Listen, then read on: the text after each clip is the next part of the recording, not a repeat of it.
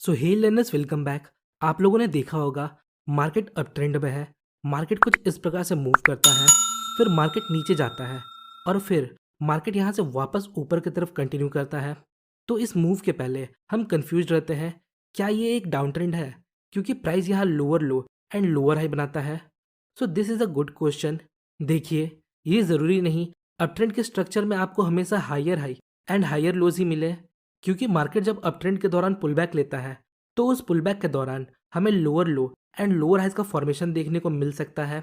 और कभी कभी ऐसा भी होता है, मार्केट अपवर्ड मूव करता है, फिर हमें काइंड ऑफ चॉपीनेस या हम बोल सकते हैं रेंज देखने को मिलता है। सो एट दिस पॉइंट हमें लगता है मार्केट अब यहाँ से रिवर्स हो जाएगा, पर फिर मार्केट रेंज को ब्रेक करता है और वापस ऊपर की तरफ मूव कर जाता है। सो हमें पता कैसे लगेगा मार्केट अभी अप ट्रेंड में है या अप ट्रेंड अब खत्म हो चुका है? तो आइए इसे समझते हैं। An uptrend is invalidated when price break the swing low that precedes the breakout. तो इसका मतलब क्या है, आइए एग्जाम्पल के हेल्प से समझते हैं। यहाँ देखिए, सपोज मार्केट अप ट्रेंड में है। ओके, ये हमारा अप ट्रेंड है। So an up trend is invalidated, मतलब एक अप ट्रेंड इनवैलिडेट होगा when price breaks the swing low, जब प्राइस स्विंग लो को ब्रेक करेगा। तो यहाँ किस स्विंग लो का बात हो रहा है? यहाँ हम मेजर स्विंग लो का बात कर रहे हैं। तो जब हम मेजर स्विंग पॉइंट का बात करते हैं तो ये बिगिनर्स के लिए थोड़ा मुश्किल होता है कि कौन सा पॉइंट मेजर स्विंग है, ये पॉइंट या फिर ये। तो हम ये पता कैसे करें?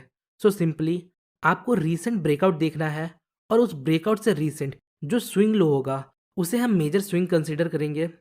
फॉर दिस एग्जाम्पल, ये हमारा हाई है और प्राइस रिसेंटली इसे ब्रेक करता है। Next, where is the swing low that precedes the breakout, मतलब ब्रेकआउट के पहले स्विंग लो कहाँ है?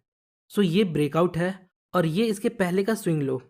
तो इस पूरे सेंटेंस का मतलब है ये अप ट्रेंड तब तक वैलिड है जब तक ये स्विंग लो ब्रेक नहीं होता, और जब ये स्विंग लो ब्रेक हो जाता है तब इस पॉइंट पर अप ट्रेंड इनवैलिड हो जाएगा। ब्रेक का मतलब कैंडल का क्लोजिंग इसके नीचे होना चाहिए।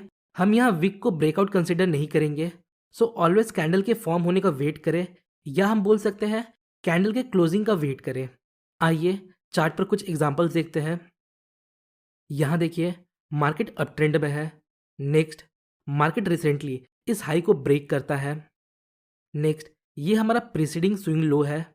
अब देखिए, ये भी एक स्विंग लो है और प्राइस इसको ब्रेक करके क्लोजिंग भी देता है। तो अब आप बताइए, क्या ये अभी भी अप ट्रेंड में है? थोड़ा समय लीजिए और सोचिए।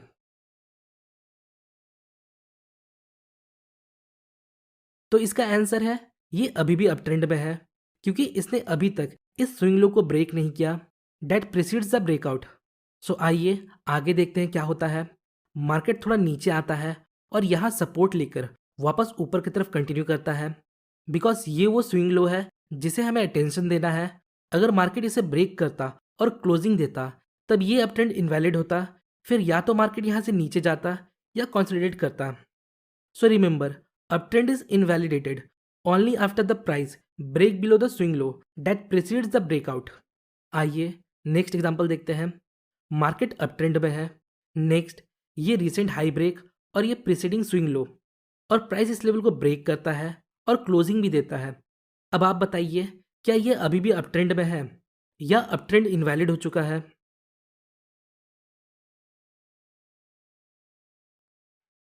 सो द आंसर इज ये अपट्रेंड अब इनवैलिडेट हो चुका है, बिकॉज ये मेजर स्विंग लो को ब्रेक कर देता है। आइए आगे देखते हैं क्या होता है। सो मार्केट यहाँ से नीचे चला जाता है। सो ये था एक तरीका पुल बैक और रिवर्सल को आइडेंटिफाई करने का। अब कुछ पुल बैक ट्रेडिंग टेक्निक्स को देखते हैं जिसके हेल्प से हम एक प्रॉफिटेबल पुल बैक ट्रेड ले सकते हैं। तो इससे पहले आपको समझना होगा एक पुल बैक एंड कहाँ हो सकता है। जनरली एक पुल बैक 3 प्लेसेस पर एंड हो सकता है। एक पुल बैक प्रीवियस सपोर्ट या रेजिस्टेंस लेवल पर एंड हो सकता है। फॉर एग्जाम्पल, यहाँ देखिए कैसे प्राइस अपने प्रीवियस की लेवल तक पुल बैक लेता है और फिर वापस ट्रेंड को कंटिन्यू करता है। बट ऐसा ज़रूरी नहीं हर बार प्राइस अपने प्रीवियस की लेवल तक पुल बैक ले। समटाइम्स ये प्रीवियस की लेवल तक जाता है और कभी कभी ये उसके पहले ही टर्न हो जाता है। नेक्स्ट, अगर प्राइस किसी पर्टिकुलर मूविंग एवरेज पर 2 बार टेस्ट कर चुका है तो नेक्स्ट टाइम जो पुल बैक होगा वो अगेन मूविंग एवरेज पर एंड हो सकता है और प्राइस वहाँ से कंटिन्यू कर सकता है। नेक्स्ट, एक पुल बैक ट्रेंड लाइन के पास एंड हो सकता है। जैसा कि आप देख सकते हो, इन पॉइंट्स के बेस पर हमने एक ट्रेंड लाइन ड्रॉ किया। नेक्स्ट, प्राइस वापस ट्रेंड लाइन को अप्रोच करता है और यहाँ से रिवर्स हो जाता है। ये तो हमने देख लिया पुल बैक एंड कहाँ हो सकता है। अब बात करते हैं एंट्री की, ट्रेड कैसे लेना है। सो एंट्री के लिए हम कैंडलस्टिक पैटर्न का यूज़ कर सकते हैं, like pin bar, engulfing, morning star, evening star etcetera. और एंट्री के लिए हम ट्रेंड लाइन का भी यूज़ कर सकते हैं। फॉर एग्जाम्पल, ये हमारा रेजिस्टेंस है और प्राइस इस लेवल को ब्रेक करता है। आपने प्राइस एक्शन में एक कॉन्सेप्ट जरूर सुना होगा जिसे हम बोलते हैं चेंज इन पोलैरिटी। मतलब अगर कोई रेजिस्टेंस ब्रेक होता है तो वो फ्यूचर में सपोर्ट का काम कर सकता है। वेरी इंपॉर्टेंट पॉइंट, कर सकता है, ज़रूरी नहीं करेगा ही। और जब कोई सपोर्ट ब्रेक होता है तब फ्यूचर में वही सपोर्ट रेजिस्टेंस का काम कर सकता है। सो यहाँ ये रेजिस्टेंस लेवल को ब्रेक करता है। नाउ अब सेम रेजिस्टेंस हमारे लिए सपोर्ट का काम कर सकता है। नेक्स्ट, प्राइस इस लेवल को अप्रोच करता है। अब हमें देखना है क्या प्राइस इस लेवल को रिस्पेक्ट कर रहा है। तो ये हम कैसे कर सकते हैं? सिंपली ये हम कैंडलस्टिक की हेल्प से पता लगा सकते हैं। अगर यहाँ कोई rejection candle like pin bar या हैमर फॉर्म होता है जो इस लेवल पर रिजेक्शन शो करता है तो हम फर्दर कैंडल में ट्रेड ले सकते हैं। नेक्स्ट, यहाँ kind of bullish long wick candles मिलते हैं। सो नेक्स्ट कैंडल अगर एक बुलिश ग्रीन कैंडल है और वो इसके हाई को ब्रेक करता है तो हम यहाँ ट्रेड ले सकते हैं। अगर इस पॉइंट पर हमें सपोर्ट लेवल के साथ साथ अगर किसी मूविंग एवरेज का भी सपोर्ट मिलता है तो ये हमारे विनिंग के चांसेस को बढ़ा सकता है। आइए नेक्स्ट एग्जांपल देखते हैं। यहाँ देखिए, मार्केट यहाँ डाउन ट्रेंड में है और चार्ट पर 50 पीरियड ईएमए अप्लाइड है। और जब भी प्राइस ईएमए को अप्रोच करता है तो वहाँ पुल बैक एंड होता है और प्राइस फिर वापस नीचे कंटिन्यू करता है। नेक्स्ट पॉइंट देखिए, जहाँ प्राइस मूविंग एवरेज को अप्रोच करता है वहाँ सेम प्लेस पर हमारे पास प्रीवियस की लेवल्स का सपोर्ट भी है जो इस एरिया को कॉन्फ्लुएंस एरिया बनाता है। और इस लेवल पर हम रिजेक्शन कैंडल को देख कर ट्रेड ले सकते हैं या in short term trend line के ब्रेक पर एक ट्रेड ले सकते हैं।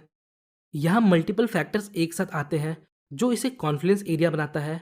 Moving average, previous key level, candlestick patterns, short term trend line break. तो यहाँ डिफरेंट ग्रुप ऑफ ट्रेडर्स को एक साथ सेम सिग्नल मिलता है।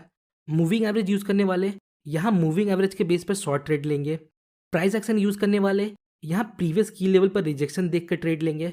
बहुत लोग ट्रेंड लाइन ब्रेक पर ट्रेड लेंगे और बहुत लोग कैंडलस्टिक पैटर्न पर। और कुछ लोग हम जैसे होंगे जो कॉन्फ्लुएंस के बेस पर ट्रेड लेंगे।